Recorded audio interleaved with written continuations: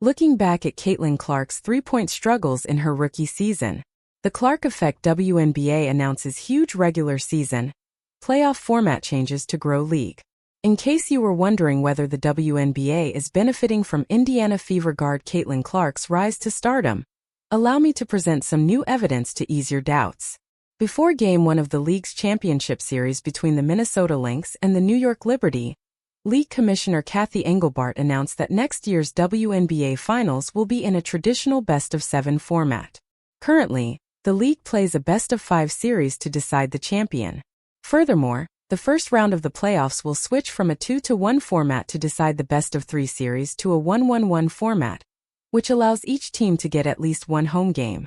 But it's not just the playoff format that's going to experience a significant change. According to CBS Sports, the WNBA will now have a league record 44 regular season games next year, up from 40, and the teams will now be able to travel to those games on charter flights.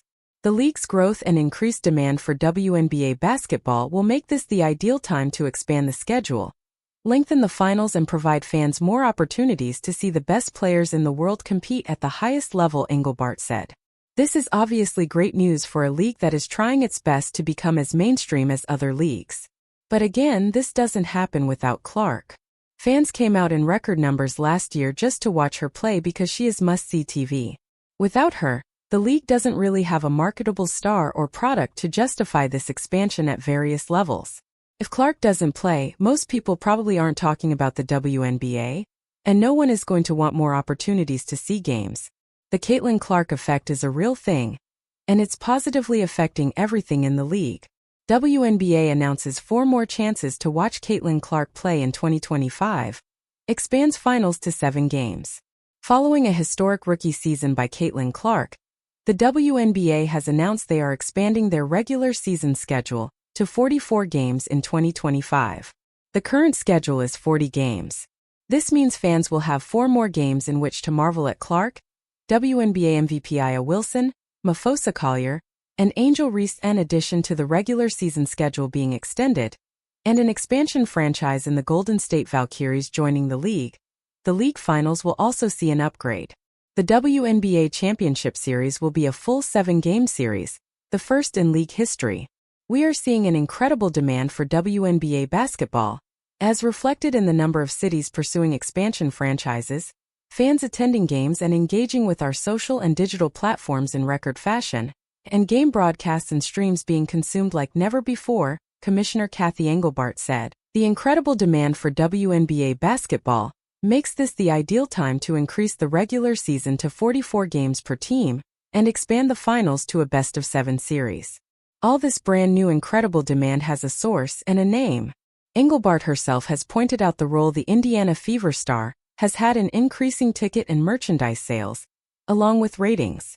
We're obviously marketing around all of our players, but I think Caitlin's lifting everybody, Engelbart said earlier this season. Our arenas are packed, our viewership, there's not a chance in heck that this expanded schedule isn't an excuse to get Clark on television more. More viewers, more ticket sales, more merch.